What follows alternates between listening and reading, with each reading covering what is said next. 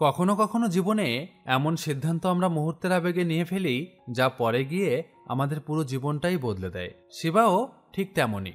মেয়েটিকে সে প্রথম দেখায় ভালোবেসে ফেলেছিল, ভেবেছিল এই মেয়েই হবে তার জীবনের সুখ, শান্তি আর স্বপ্নের সঙ্গী। কিন্তু সে তো জানতো না এই তাড়াহুড়ো করে নেওয়া বিয়েটাই হয়ে উঠবে তার জীবনের সবচেয়ে বড় ভুল, সবচেয়ে দুঃখের অধ্যায় এবং এমন এক ঝড়ের শুরু যা তাদের দুজনকেই টেনে নিয়ে যাবে আদালত, অভিযোগ, সন্দেহ আর ভাঙা সম্পর্কের অন্ধকারে।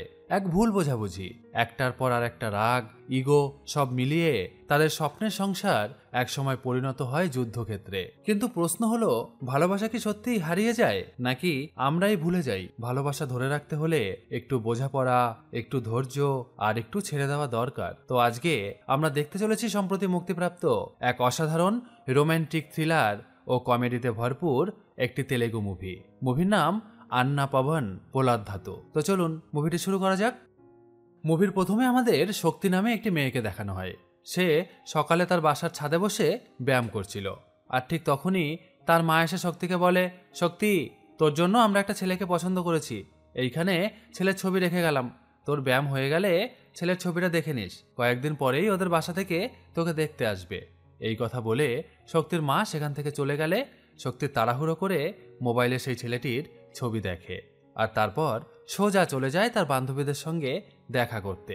সেখানে গিয়ে শক্তি তার হবু বরের ছবি তার বান্ধবীদের দেখায়, আর তখন তার বান্ধবীরা সেই ছেলেটির সোশ্যাল মিডিয়ার অ্যাকাউন্ট খুলে গোয়েন্দাগিরি শুরু করে দেয়। আর তারপর তারা শক্তিকে জানায় যে ছেলেটির দামি গাড়ি আছে, দামি বাড়িও আছে, তাই একে বিয়ে করলে সে খুব সুখে থাকবে। এর মাঝেই সেই ছেলেটির পরিবার শক্তির বাসায় আসে শক্তিকে দেখার জন্য। ছেলেটির নাম শিবা। শক্তিকে দেখা মাত্রই শিবার খুব পছন্দ হয়ে যায়, কারণ এত নম্রভদ্র মেয়ে তার লাইফ পার্টনার হবে সে তো এটা কল্পনাই করতে পারেনি কোনোদিন। কিন্তু এদিকে ঘটে যায় আর এক কাণ্ড। শক্তি সেখানে আসার পর শক্তির বাবা তাকে ইশারা করে মাটিতে বসতে বলে। শক্তিও চুপচাপ মাটিতে বসে পড়ে, কিন্তু শিবা এটা মানবে কেন? তাই শিবা সবাইকে অবাক করে সেও মাটিতে বসে পড়ে। এই দেখে শক্তির বাবা বলে, আরে বাবা, তুমি নিচে বসেছো কেন? উপরে উঠে বসো। শিবার মা বলে, কিরে শিবা, বিয়ের আগেই এইরকম কি অবস্থা তোর? উপরে উঠে বস। শিবা বলে, না মা, আমি উপরে উঠে বসতে পারবো না। শক্তি যেখানে নিচে বসে আছে সেখানে আমি উপরে উঠে কি করে বসি? তাহলে আমাদের দুজনের মধ্যে ইকুয়ালিটি কি করে হবে? ভাব খারাপ দেখে শক্তির বাবা তখন বলে, এই তোমরা তাড়াতাড়ি একটা চেয়ার নিয়ে আসো। চেয়ার নিয়ে আসলে শক্তিকে চেয়ারে বসানো হয়, আর শিবাও তখন আবার সোফায় গিয়ে বসে পড়ে। উফ, শক্তি যা চেয়েছে তাই হচ্ছে। ছেলেটা সত্যিই তার মন পুরাই কেড়ে নিয়েছে, আর সেই কারণে সে শক্তিকে বিয়ে করতে এক কথায় রাজি হয়ে যায়। তারা যখন বিয়ের কথাবার্তা বলছিল তখন শিবা দেখে যে শক্তির রুমে 3 জন বিখ্যাত ব্যক্তির ছবি লাগানো রয়েছে, যেখানে একজনের নাম আম্বেদকর, একজনের নাম পেরিয়ার, আর একজনের নাম জিও পোপ। আর এটা দেখার পর শিবা শক্তিকে বলে, আচ্ছা, আম্বেদকর আর পেরিয়ারের মাঝে জিও পোপের ছবিটা বেমানান মনে হচ্ছে না? শক্তি বলে, ওটা তো কার্ল মার্কস। কিন্তু শিবা তো জানে যে ওটা কার্ল মার্কসের ছবি না, এটা জিও পোপের ছবি। তবুও সে শক্তিকে কিছু বলে না। আর এভাবেই একদিন তাদের এঙ্গেজমেন্ট হয়ে যায়। এরপর থেকে দুজনে নিয়মিত ফোনে কথা বলতো। একদিন তারা দুজনে মিলে একটি শপিং মলে শপিং করতে যায়, আর তারপর অনেক পছন্দ করে শক্তি একটি ড্রেস নিয়ে ট্রায়াল রুমে যায় এবং সেই ড্রেসটা পরে শিবার সামনে এসে বলে, আচ্ছা দেখো তো এই ড্রেসটা পরে আমাকে কেমন লাগছে? শিবা বলে, তোমাকে এই ড্রেস পরে খুব সুন্দর লাগছে, কিন্তু তুমি যদি চাও তাহলে কোনো মডার্ন ড্রেসও ট্রাই করতে পারো, আমার তাতে কোনো আপত্তি নেই। তখন শক্তি বলে, আমি যেই ড্রেস পরি সেটা আমার পছন্দ অনুযায়ী পরি, আমি আমার কমফর্ট অনুযায়ী প্রতিটি অনুষ্ঠানে ড্রেস পরি। তার কথা শুনে শিবার তো অনেক বেশি ভালো লেগে যায়, কারণ শক্তি সত্যিই প্রতিটা অনুষ্ঠানে সুন্দরভাবে ড্রেস পরত। একদিন শিবা শক্তিকে জিজ্ঞাসা করে, আচ্ছা তুমি হানিমুনে কোথায় যেতে চাও? শক্তি বলে, আমি পোরবন্দর যেতে চাই। শিবা তো পুরাই অবাক, এই মাইয়া কয় কি, শেষমেশ পোরবন্দর? শিবা বলে, তুমি হানিমুনে এখানে কেন যেতে চাও? শক্তি বলে, ওটা তো আম্বেদকরের জন্মস্থান, এটাও জানো না? শক্তি মনে মনে ভাবে, এই মাইয়ার সবকিছুতেই এত অদ্ভুত অদ্ভুত টেস্ট কেন? কিন্তু সেটা প্রকাশ করে না, চুপচাপ বসে থাকে। সেদিন সন্ধ্যায় শিবা শক্তিকে জিজ্ঞাসা করে, আমি সিগারেট খাই, এতে তোমার কোনো সমস্যা আছে? শক্তি বলে, সমস্যা নেই, বরং আমাকেও একটা দিলে ভালো হয়। ছোটবেলা থেকেই আমার অনেক কিছু করার ইচ্ছা ছিল জানো তো, কিন্তু আমার বাবা আমাকে অনেক বিষয় বারণ করত। সেই কারণে আমি নিজের মতো করে থাকতে পারতাম না। তাই বিয়ের পর আমি চাই বাড়ির পুরুষরা কি বলবে বা বকা দেবে সেই ভয় নিয়ে যেন আমাকে বাঁচতে না হয়। আমি নিজের মতো করে স্বাধীনভাবে বাঁচতে চাই। এটাই তোমার কাছে আমার একমাত্র চাওয়া। এই কথাগুলো শুনে শিবাও রাজি হয়ে যায়। সে একটি সিগারেট জ্বালিয়ে শক্তিকে দেয়, আর শক্তি যখন সিগারেটে টান দেয় তখন শিবার ব্যাপারটা খুব কুল লাগে। এভাবে দুজন একসাথে সিগারেট খায়। এরপর তাদের বিয়ে হয়। বিয়ের পরের দিনগুলো খুব সুন্দর কাটছিল। দুজনই বেশ সময় দিত একে অন্যকে, আর একে অন্যর পছন্দ অপছন্দ বুঝে নিচ্ছিল। শিবা আর শক্তিকে তাদের নতুন জীবন শুরু করার জন্য শিবার বাবা তাদের একটি সুন্দর ফ্ল্যাট কিনে দেয়। তাতে যত আসবাবপত্র জিনিসপত্র লাগবে সব শক্তির বাবা কিনে দিই। এভাবেই বিয়ের 1 মাস কেটে যায়। ফার্স্ট মান্থ অ্যানিভার্সারিতে শিবা শক্তিকে একটি সারপ্রাইজ দেয়। শক্তিও খুব খুশি হয়ে তাকে জড়িয়ে ধরে বলে, আমি তোমার সাথে ঠিক এইভাবে 400 বছর থাকতে চাই। সেদিন তারা দুজনে মিলে বিয়ারও খায়। কিন্তু এরপর দেখানো হয় 400 দিন পরের ঘটনা। শিবা ডিভোর্স নেওয়ার জন্য নারায়ণ নামে একজন আইনজীবীর কাছে এসেছে। অর্থাৎ শিবা এবং শক্তি ডিভোর্স নিতে যাচ্ছে। তবে এই কয়দিনে তাদের মধ্যে এমন কি ঘটল যার কারণে তাদের ডিভোর্স নিতে হচ্ছে? শিবা সেই আইনজীবীকে জানায় শক্তি তার বিরুদ্ধে থানায় অভিযোগ দিয়েছে ডোমেস্টিক ভায়োলেন্সের। এরপর আইনজীবী সবকিছু জানতে চাইলে ফার্স্ট অ্যানিভার্সারির পর থেকে কি কি ঘটেছে শিবার জীবনে শিবা সেটা বলতে শুরু করে। একদিন সকালে শিবা দেখে শক্তির গলায় মঙ্গলসূত্র নেই। শিবা এটি দেখে তো পুরাই অবাক হয়ে যায়, কারণ বিয়ের পর মঙ্গলসূত্র হিন্দু মেয়েদের সবসময় পরে থাকতে হয়, না হলে স্বামীর অমঙ্গল হয়। শিবা শক্তির কাছে মঙ্গলসূত্র কোথায় এটা জানতে চাইলে শক্তি বলে, আমি তো মঙ্গলসূত্রটা গয়নার বাক্সে রেখে দিয়েছি, প্রতিদিন পরতেই হবে এমন তো কোনো নিয়ম নেই, যখন কোথাও যাব তখন পরে নিব। এটা শিবার একদমই ভালো লাগে না, কারণ তার বিশ্বাস বিবাহিত নারীকে মঙ্গলসূত্র প্রতিদিন পরতেই হবে। এরপর কেটে যায় আরও কয়েকটা দিন। একদিন শিবা অফিস থেকে বাসায় এসে দেখে যে শক্তি ফোনে রিলস বানাচ্ছে। শিবা বলে, শক্তি এখন তুমি মোবাইলে রিলস বানাচ্ছ, এদিকে আমার যে খুব ক্ষুধা লেগেছে, রান্না বান্না কিছু কি করেছো? শক্তি বলে, না আজকে রান্না করতে ভালো লাগছিল না, তাই দুপুরে আমি অনলাইনে অর্ডার করে খাবার খেয়ে নিয়েছি। দুপুরে তো আমিও অফিসের ক্যান্টিনে খেয়ে নিয়েছি, কিন্তু এখন কি খাবো? যাও তাড়াতাড়ি রান্না করো। শক্তি বলে, ঠিক আছে চলো আমরা দুজনে মিলে এখন রান্নাটা করে নিই। তুমি সবজি কেটে দিবে আর আমি রান্না করব, ঠিক আছে? তারপর তুমি বাসনটাও মেজে দিও। শিবা বলে, এই শোনো, আমি তো সারাদিন কাজ করে ক্লান্ত হয়ে এসেছি, রবিবার হলে করে দিতাম, কিন্তু প্রতিদিন আমার পক্ষে সম্ভব না। শক্তি বলে, আমিও প্রতিদিন পারবো না, আমার রান্নাবান্নার কাজ করতে ভালো লাগে না। এইসব কথা শুনে শিবার মাথায় তো চক্কর লাগতে শুরু করে দেয়। সে বুঝেই উঠতে পারে না যে সে কোন মেয়েকে বিয়ে করেছে। এইভাবেই সাধারণ বিষয় নিয়ে তাদের মধ্যে সমস্যা বাড়তে থাকে। শিবা যখন সিগারেট খেত, শক্তি শিবার হাত থেকে সিগারেট নিয়ে নিজেও টান দিত, কিন্তু আসলে সিগারেট খাওয়া তার মোটেও ভালো লাগতো না। শুধু শিবার সামনে দেখাতো যে সেও সিগারেট খেতে পারে, কিন্তু শক্তি সিগারেট টানার পরেই সে ভেতরে গিয়ে দ্রুত পানি খেত, এরপর অন্য কোনো খাবার খেয়ে নিত যাতে গন্ধটা চলে যায়। তবে এখানেই শেষ না, এরপর শুরু হয় আর এক ঝামেলা। মুভির এই পর্যায়ে আমি আপনাদের একটি অ্যাপ সম্পর্কে বলতে চাই। যদি আপনি এটা শুনতে ইন্টারেস্টেড না হন তাহলে 1 মিনিট স্কিপ করে যান। অনেকেই বলে খেলা দেখার মজা ঠিকই আছে, কিন্তু আসল টেনশন আর থ্রিলারটা আসে তখনই যখন নিজের অনুমানটা সঠিক হয়। আমরা জানি আপনারাও চান একটু আলাদা এক্সপেরিমেন্ট, তবে সেই এক্সাইটমেন্ট হোক স্মার্ট এবং সেফ। এজন্যই আমরা এনেছি এক ভিন্ন প্ল্যাটফর্ম, যেখানে খেলাটা উপভোগ করার পাশাপাশি আপনার অনুমানও থাকবে গেমের অংশ। এখানে সবকিছু সহজ, ঝামেলাহীন এবং সেফ ভাবে করা হয়েছে। শুধু ম্যাচ উপভোগ করুন আর অনুমান করে গেম খেলে দেখুন আপনার স্পোর্টস সেন্স কতটা শক্তিশালী। আর এখানে লেনদেন করতে পারবেন সরাসরি বিকাশ, নগদ ও রকেট দিয়ে। ভাবুন তো, আপনার সঠিক সিদ্ধান্ত যদি আপনাকে ছোট্ট একটা বাড়িতে আনন্দ এনে দেয়, তাহলে গেমটাই অন্যরকম লাগবে। যা শুনলেন এটা শুধু শুরু, আসল জিনিসটা পিন করা কমেন্টে আপনার জন্য অপেক্ষা করছে। একবার দেখে নিন, মিস করলে আফসোস করবেন। আর হ্যাঁ, আমার প্রোমো কোড কিন্তু এটা দিয়ে রেজিস্ট্রেশন করুন, সেখানে থাকছে আরো চমক। তবে ভাই, এখানে কিন্তু আর্থিক ঝুঁকি রয়েছে, তাই আপনি যেটা করবেন অবশ্যই ভেবেচিন্তে করবেন। আর আমি ভাই পেটের টানে এটা করছি, আমাকে করতে তো হবেই, কিন্তু আপনি এটা নেবেন কিনা সেটা আপনার ব্যাপার। তো চলুন আবার মুভিতে ফিরে আসা যাক।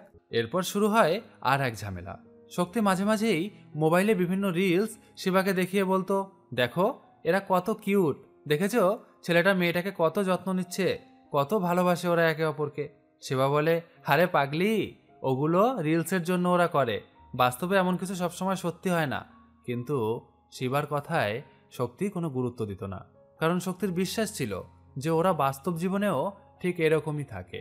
এরপর তারা শপিং করতে গেলে বা বাইরে কোথাও গেলেও শক্তির নানা রকম জোরাজুরি ছিল।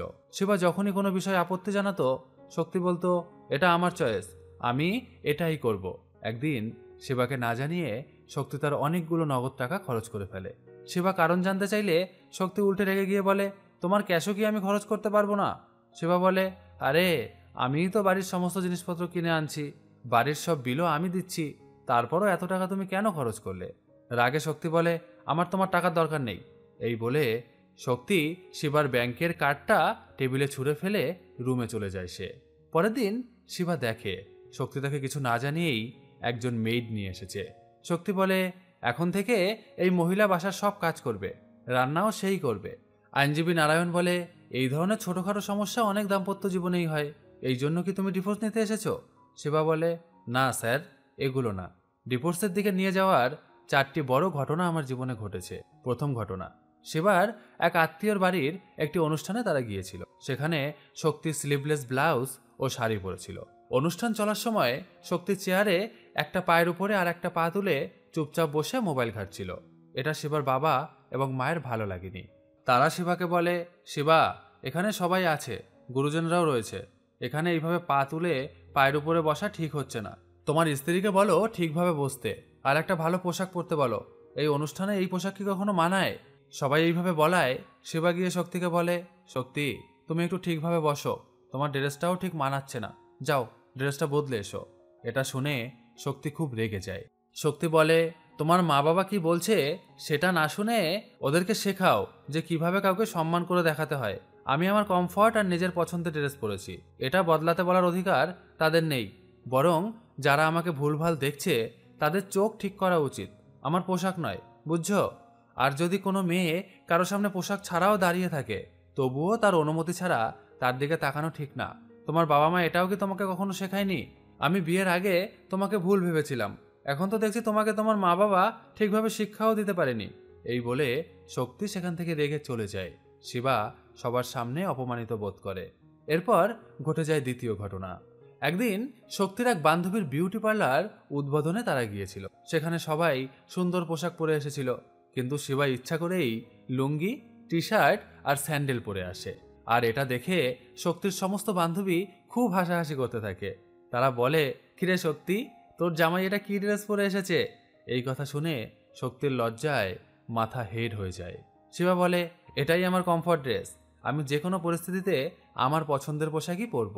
শক্তি বুঝে যায় যে শিবা ইচ্ছা করেই তাকে লজ্জা দিতে এই ড্রেস পরে এসেছে। এই নিয়ে তাদের মধ্যে একটা বড় ঝামেলা হয়। একদিন শক্তির একটা রিলে অনেক লোক খারাপ খারাপ কমেন্ট করেছিল। শিবা শক্তিকে বলে, রিলটা ডিলিট করো। শক্তি বলে, যদি কেউ আমার রিলস দেখে তারা বাজে কমেন্ট করে, তাহলে আমি কেন রিলসটা ডিলিট করব? এটা আমার চয়েস, আমি রিলস বানাবো, আমি কোনো রিলস ডিলিট করব না। শিবা শক্তিকে শিক্ষা দিতে একটা প্ল্যান বানায়। সে ওই রিলসটা শক্তির বাবাকে পাঠিয়ে দেয়। শক্তির বাবা রিলসটা দেখে রেগে গিয়ে শক্তিকে বকাঝকা করে। শক্তি শিবাকে জিজ্ঞাসা করে, এই তুমি কেন রিলসটা বাবাকে পাঠিয়েছ? শিবা তখন মদ খেয়েছিল। সে বলে, তুমিই তো বলেছিলে যে তুমি তোমার মতো করে চলবে, তাই আমিও আমার মতো করে চলবো, তাই আমি আমার ইচ্ছায় রিলসটা তোমার বাবাকে পাঠিয়ে দিয়েছি। তোমার বাবাকে দেখাতে হবে না যে তার মেয়ে কি কীর্তি করছে, সেও জানুক যে তার মেয়ে কি করছে। তারপর শিবা মদের নেশায় শক্তিকে অনেক আজে বাজে কথা বলে। শক্তিও শিবার এই আজে বাজে কথার একটা মোবাইলে ভিডিও বানিয়ে রিলস বানিয়ে পোস্ট করে দেয়। পরদিন সকালে শিবা ভিডিও দেখে প্রচণ্ড ক্ষেপে যায়, আর এটা নিয়েও তাদের মধ্যে অনেক ঝগড়া হয়। এরপর ঘটে তৃতীয় ঘটনা। একদিন শিবা বাসায় অনেক কিছু জিনিসপত্র কিনে নিয়ে আসে, আর তারপর বাসার কলিং বেল বাজায়, কিন্তু শক্তি দরজা খোলে না। আর তখন শিবা দরজা ধাক্কা দিয়ে বাসার ভেতরে প্রবেশ করে। ভিতরে এসে শিবা দেখে যে শক্তি চুপচাপ বসে তার দিকেই তাকিয়ে আছে। এটা দেখে রাগে শিবার তো মাথা পুরাই খারাপ হয়ে যায়। সে শক্তিকে বলে, আমি এতক্ষণ ধরে বাইরে বসে কলিং বেল বাজাচ্ছি, আর তুমি দরজা খুললে না কেন? শক্তি বলে, দরজা তো দেওয়াই ছিল না, দরজা তো খোলাই ছিল, ধাক্কা মারলেই খুলে যেত, শুধু শুধু কলিং বেল কেন টিপছ? ব্যাস, এই নিয়ে শুরু হয় আবার ঝগড়া। শেষে শক্তি তার রুমে ঢুকে দরজা বন্ধ করে দেয়। শিবাও সঙ্গে সঙ্গে তাদের রুমে যায় আর গিয়ে দেখে যে তাদের ঘরটা খুব সুন্দরভাবে সাজানো, আর শক্তি সেখানে চুপচাপ মন খারাপ করে বসে আছে। সেদিন ছিল তাদের অ্যানিভার্সারি, কিন্তু শিবা সেই ব্যাপারটা পুরাই ভুলে গিয়েছিল। সকালে সে শক্তিকে অ্যানিভার্সারির শুভেচ্ছাটুকুও জানায়নি, সে চলে গেছিল অফিসে। পরে শক্তি শিবাকে অনেকবার ফোন করেছিল, কিন্তু শিবা কাজের চাপে শক্তিকে ফোন ব্যাক করেনি। শক্তি মেসেজ পাঠালে তার রিপ্লাইও দেয়নি সে। এইসব কথা শুনে শিবার মনটা খারাপ হয়ে যায়। শক্তি বলে, যাও গিয়ে কেক নিয়ে আসো। শিবাও কেক কিনে নিয়ে আসে। তারপর তারা একসাথে অ্যানিভার্সারি সেলিব্রেট করে। আইনজীবী নারায়ণ জানতে চায়, তারপর কি হলো? শিবা বলে, চতুর্থ ঘটনা এই ডিভোর্সের সবচেয়ে বড় কারণ। চতুর্থ ঘটনা সবচেয়ে বড় ধাক্কা দিবে। একদিন শিবা ঘরে বসে টিভি দেখছিল, তখন শক্তি হঠাৎ এসে তাকে বলে যে সে একটা বিউটি পার্লার খুলতে চায়। শক্তি জানায়, আমার এক কলেজ ফ্রেন্ড রাকেশ যে বিউটি পার্লার খুলবে, আমাকে তার পার্টনার করতে চায়। শিবা বলে, হঠাৎ এইসব করার কি দরকার? দেখো শিবা, আমি তোমার কাছে অনুমতি চাইতে আসিনি যে তুমি আমাকে এইসব কথা বলবে। আমি আমার সিদ্ধান্ত তোমার সাথে শেয়ার করতে এসেছি, আর কিছুই না। আসলে সত্যি বলতে শক্তির উদ্দেশ্য ছিল শিবা যেন বিউটি পার্লার খোলার জন্য তাকে টাকা দেয়, না হলে শক্তির বাবা যে সোনাগুলো দিয়েছে সেগুলো বন্ধক রেখে সে ব্যবসা শুরু করবে। এই ব্যবসার আইডিয়াটা শক্তির মাথায় এসেছে তার বান্ধবীর বিউটি পার্লার খোলার পর, আর এই ধরনের কম্পিটিশন মাইন্ডসেট থেকেই সে পার্লার খুলতে চাচ্ছিল। শিবা বলে, পার্লার খুলতে হলে আগে কোর্স করা লাগে, অথবা কোথাও কাজ করে অভিজ্ঞতা নিতে হয়। অভিজ্ঞতা ছাড়া এইসব ব্যবসা শুরু করা ঠিক হবে না। কিন্তু শক্তি শিবার কোনো কথাই শুনতে রাজি না। সে পার্লার খোলার জন্য জেদাজেদি করতে থাকে। শক্তি তর্ক শুরু করলে শিবা বলে, আজ পর্যন্ত আমি তোমার সব কথা মেনে নিয়েছি। তুমি যেদিন জিও পোপকে কার্ল মার্কস বলেছিলে, আমি সেদিন তোমার ভুল ধরাইনি। তুমি বলেছিলে যে পোরবন্দরে হানিমুনে ঘুরতে যেতে চাও, কারণ ওটা আম্বেদকরের জন্মস্থান। কিন্তু আসলে ওটা আম্বেদকরের জন্মস্থান ছিল না, ওটা ছিল গান্ধীজির জন্মস্থান। তুমি সবসময় আমার সামনে সিগারেটে টান দিয়ে পরে পানি দিয়ে মুখ ধুয়ে নিতে, এটাও আমি জানি। কিন্তু আমি তোমার এই সমস্ত কিছুই কেন মেনে নিয়েছিলাম জানো? কারণ আমি তোমাকে ভালোবাসি। কিন্তু আজ তুমি সমস্ত কিছু অতিক্রম করছো। আমি তোমাকে কোনো অবস্থাতেই বিউটি পার্লার খুলতে দিব না। প্রয়োজন হলে পড়াশোনা করো, পড়াশোনা করে ভালো চাকরি করো, নিজের পায়ে দাঁড়াও। এইসব বলে শিবা শক্তিকে বিভিন্নভাবে অপমান করতে থাকে। আর এইসব কথা শুনে শক্তি ভীষণ রেগে যায়। সে শিবাকে বলে, শিবা, আজকে আমি তোমাকে দুটো সুখবর দিতে এসেছিলাম। প্রথমত, আমি বিউটি পার্লার শুরু করতে চাই। ভেবেছিলাম তুমি খুশি হবে, কিন্তু হলে না। আর দ্বিতীয় খবরটি হলো, কিন্তু দ্বিতীয় খবর বলার আগেই শিবা তাকে বাধা দেয়। সে বলে, আমি জানি তুমি তোমার বাবার দেওয়া সোনা বন্ধক রেখে পার্লার খুলবে, এটাই তো? ঠিক আছে, যদি তুমি বিউটি পার্লার খুলতেই চাও, তাহলে প্রথমে তোমাকে বিউটি পার্লার করার কোর্স শিখতে হবে। আগে তোমাকে অভিজ্ঞতা অর্জন করতে হবে, তারপর আমি তোমাকে বিউটি পার্লার খুলতে দিব। আমি শুধু শুধু টাকা নষ্ট করতে দিব না। এরপর শিবা আরও বকাবকি শুরু করে। আর তখন শক্তি তাকে বলে, আমার মতো মেয়ের সাথে থাকার যোগ্যতা তোমার নেই। তুমি আমাকে আটকে রাখতে চাও, আমার পায়ে শিকল বেঁধে তুমি তোমার কাছে বেঁধে রাখতে চাও, তোমার কথা মতো যাতে আমি চলতে পারি, আমি যাতে নিজের পায়ে কোনোদিনও দাঁড়াতে না পারি, এটাই হচ্ছে তোমার ইচ্ছা। আমি সব বুঝে গেছি, আমি তোমার সঙ্গে থাকতে পারবো না শিবা। শিবা বলে, হ্যাঁ হ্যাঁ ঠিক আছে, তোমার যোগ্যতাই নেই আমার মতো কারোর সাথে থাকার। এইভাবে তোমার সাথে থাকার থেকে আমার তো মরে যাওয়া ভালো। এইসব কথা শুনে শক্তি প্রচণ্ড আঘাত পায়। সে কান্না করতে শুরু করে, তার বুকটা যেন কষ্টে ফেটে যেতে থাকে। আর তখন শিবা লক্ষ্য করে যে শক্তির শরীর থেকে রক্ত বের হচ্ছে। শক্তি যে দ্বিতীয় সুখবরটা তাকে দিতে এসেছিল সেটা ছিল শক্তি প্রেগনেন্ট। আর ঝগড়ার কারণে শক্তির মিসক্যারেজ হয়ে যায়। আর সেই রাগে শক্তি তার হাতে থাকা প্রেগনেন্সি কিটটা শিবার মুখের উপরে ছুঁড়ে দেয় এবং তারপরে সে অজ্ঞান হয়ে পড়ে যায়। শিবা বুঝতে পারে আজকে শক্তির সঙ্গে এতটা ঝগড়া করা তার উচিত হয়নি, তাই সে সঙ্গে সঙ্গে শক্তিকে হাসপাতালে নিয়ে যায়। শক্তিকে হাসপাতালে ভর্তি করার পরদিন শিবা যখন শক্তির জন্য ওষুধ কিনে শক্তির কাছে যায়, তখন গিয়ে দেখে যে বেড ফাঁকা। শক্তি যেন কোথায় চলে গিয়েছে। শিবা শক্তিকে পাগলের মতো সব জায়গায় খুঁজতে থাকে, কিন্তু কোথাও খুঁজে পায় না। আর ঠিক তখনই সে খবর পায় যে শক্তি তার এক বান্ধবী লয়ারের বাসায় আশ্রয় নিয়েছে। শিবা সেখানে যায়, কিন্তু শক্তি তাকে অপমান করে। লক্ষ্মী তাকে বলে যে তোর কারণেই শিবার বাচ্চা নষ্ট হয়ে গিয়েছে, কারণ তুই শক্তির উপরে অত্যাচার করতিস, আর শক্তির উপর অত্যাচার করার জন্য তোর বিরুদ্ধে মামলা দিব। শিবা লক্ষ্মীর কথা না শুনে শক্তিকে অনেক বোঝানোর চেষ্টা করেছিল বাসায় ফিরিয়ে আনার, কিন্তু শক্তি তার বান্ধবীর কথায় শিবার কোনো কথাতেই রাজি না হয়ে সে তার বান্ধবী লক্ষ্মীর কাছেই থেকে যায়। এরপর লক্ষ্মীর সাহায্যে শক্তি শিবার বিরুদ্ধে ডিভোর্সের জন্য ফাইল করে। এছাড়াও শিবা তাকে প্রতিদিন টর্চার করে এই বলে তার বিরুদ্ধে থানায়ও অভিযোগ করে। পুলিশ শিবাকে থানায় ডাকে, আর সেই কারণেই শিবা আজকে এই উকিলের কাছে এসেছে। এরপর শিবা উকিলকে নিয়ে থানায় যায়। থানায় ঢোকার আগে শিবার আইনজীবী নারায়ণ শিবাকে বলে, শোনো, এটা থানা, এখানে পুলিশেরই জোর সব থেকে বেশি, এখানে তাদের আইনই খাটে, তাই তুমি যখন পুলিশের সঙ্গে কথা বলবে তখন তার কথা মন দিয়ে শুনবে, তুমি কম কথা বলবে, কারণ তুমি যদি উল্টোপাল্টা কিছু বলো তাহলে পুলিশ তোমাকে জেলে ভরে রাখবে। আমাদের যেভাবেই হোক এই মামলাটা কোর্টে নিয়ে যেতে হবে, আর তারপর আমি বুঝে নিব। এরপর তারা পরিকল্পনা শুরু করে, আর ঠিক তখনই দেখা যায় লক্ষ্মী আর শক্তি থানায় এসে পৌঁছায়।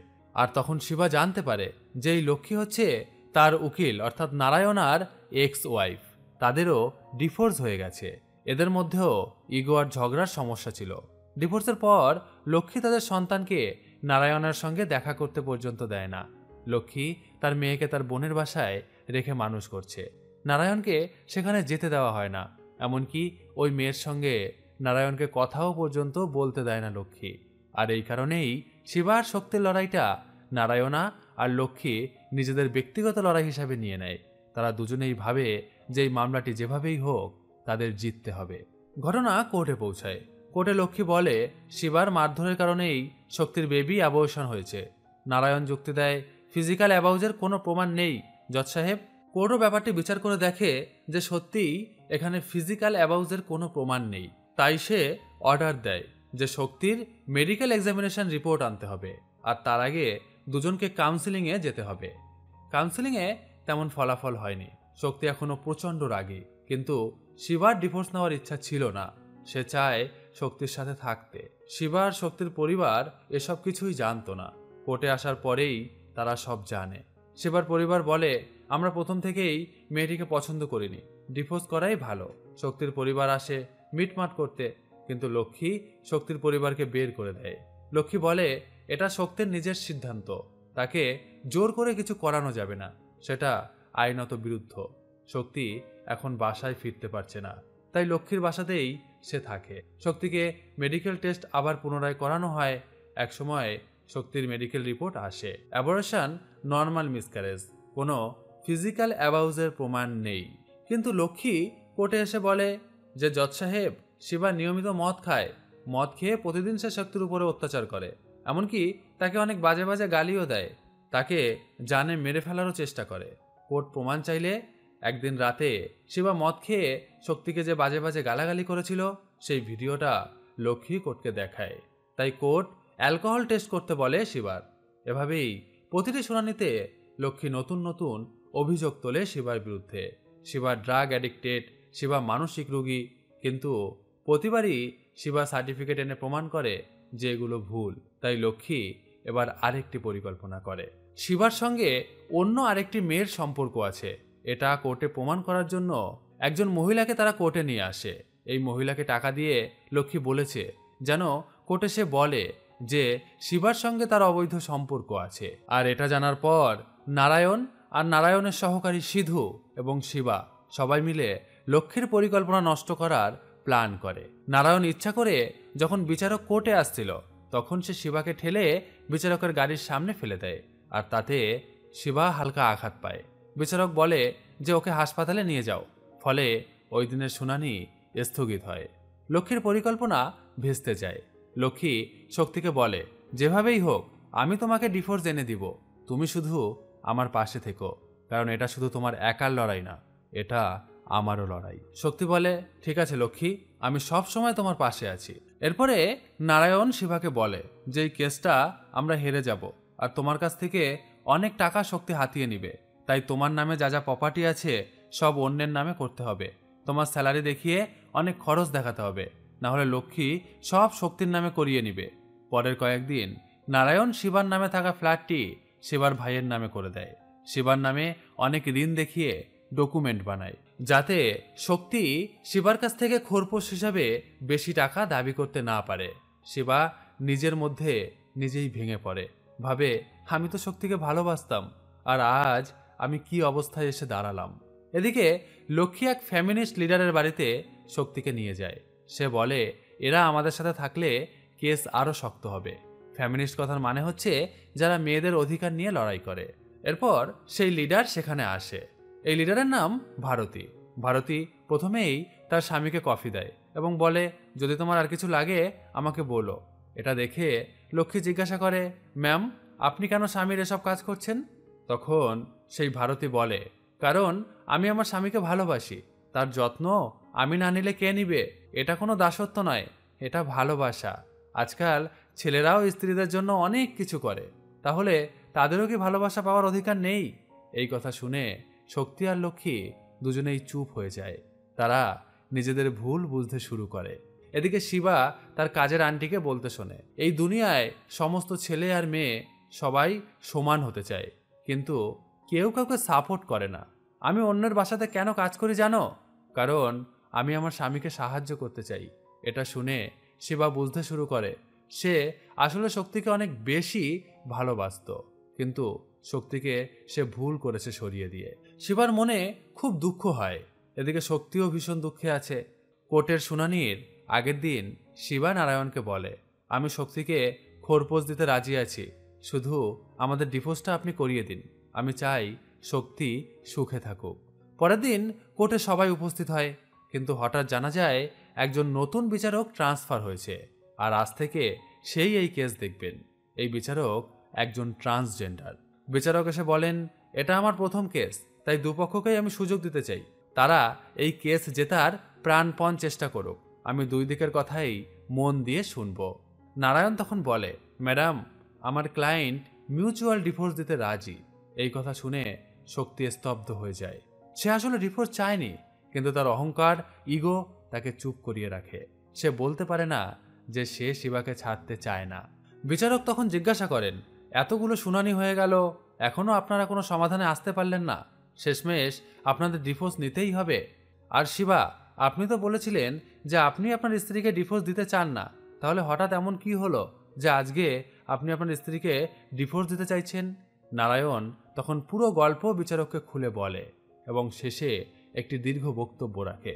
সে বলে, আজকাল মানুষ রিল দেখে দেখে অন্যের জীবনকে নিজের সঙ্গে তুলনা করতে করতে নিজের বাস্তব সম্পর্কগুলো নষ্ট করে ফেলছে। এক পারফেক্ট লাইফের প্রত্যাশা করতে করতে তারা সত্যিকারের ভালোবাসাকে হারিয়ে ফেলছে। লক্ষ্মীও এই বক্তব্য শুনে নিজের ভুল বুঝতে পারে। সেও বোঝে যে তার জেদ আর ইগোর কারণেই সে নারায়ণের কাছ থেকে ডিভোর্স চেয়েছিল। তখন হঠাৎ শিবা জজকে বলে, জজ সাহেব, যদি শক্তি সত্যিই ডিভোর্স চায় তাহলে আমি তাকে ছেড়ে দিব। আমি চাই যে সে সুখে থাকুক, আমাকে নিয়ে অথবা আমাকে ছাড়া। এই কথা শুনে শক্তি ভেঙে পড়ে এবং বলে, না আমি ডিভোর্স চাই না। এটা শুনে শিবার চোখেও পানি চলে আসে। সে খুশিতে ভেঙে পড়ে। বিচারক বলে, ঠিক আছে, তোমরা আরো 3 মাস একসঙ্গে থাকো, এরপরেও যদি তোমাদের ডিভোর্স নেওয়ার ইচ্ছে থাকে তাহলে তোমরা ডিভোর্স নিতে পারবে। দুজনই এতে রাজি হয়ে যায়। তারা খুশিতে কোর্ট থেকে বাহিরে বেরিয়ে আসে। এদিকে লক্ষ্মী তার মেয়ের বিষয়ে নারায়ণের সঙ্গে কথা বলতে রাজি হয়েছিল। 2 বছর পর নিজের মেয়েকে দেখে নারায়ণ ভেঙে পড়ে। চোখে পানি ধরে রাখতে পারে না সে। লক্ষ্মীও বুঝতে পারে তার জেদের কারণেই সে নিজের সংসার ভেঙেছিল, আর এই সংসার ভেঙে সে হয়তো কোর্টের কাছে কেসটা জিতে গিয়েছিল, কিন্তু আসলে সে তার আসল জীবনে হেরে গিয়েছিল। অন্যদিকে হঠাৎ করে ভিড়ের মাঝেই শিবাকে শক্তি ডাকে, শক্তি আমার তোমার সাথে কিছু কথা আছে। এরপর শক্তি ধীরে ধীরে শিবার কাছে যায় এবং শিবাকে সে তার বুকের মাঝে জড়িয়ে ধরে। আর এখানেই তাদের সব ভুল বোঝাবুঝি শেষ হয়ে যায়। এরপর আমরা দেখি 3 মাস পরে শিবা ও শক্তি একদম আগের মতো সুখে আছে। এবার তারা অন্য কাপলদের সঙ্গে নিজেদের তুলনা করা ছেড়ে দিয়েছে। একজন আর একজনের সুখকে গুরুত্ব দিচ্ছে। শক্তি শিবার জন্য রান্না করে, আবার শিবাও শক্তিকে হেল্প করে দেয়। এরপর টিভি দেখতে দেখতে শিবা শক্তিকে বলে, শক্তি আগামীকাল আমরা বিচারক ম্যাডামকে আমাদের বাসায় খাবারের জন্য নিমন্ত্রণ করব, আর আমাদের কেসটাকে বন্ধ করিয়ে নিব। আর এখানেই মুভিটি শেষ হয়ে যায়, আর এর সঙ্গেই শেষ হয়ে যায় সমস্ত ভুল বোঝাবুঝির। তো কেমন লাগলো আজকের মুভিটি অবশ্যই কমেন্ট করে জানান। ভালো লাগলে লাইক করুন, সাবস্ক্রাইব করুন, আর হ্যাঁ, নিজেদের সম্পর্কটাকে সবার থেকে বেশি গুরুত্ব দিন। ভালো থাকবেন, টাটা।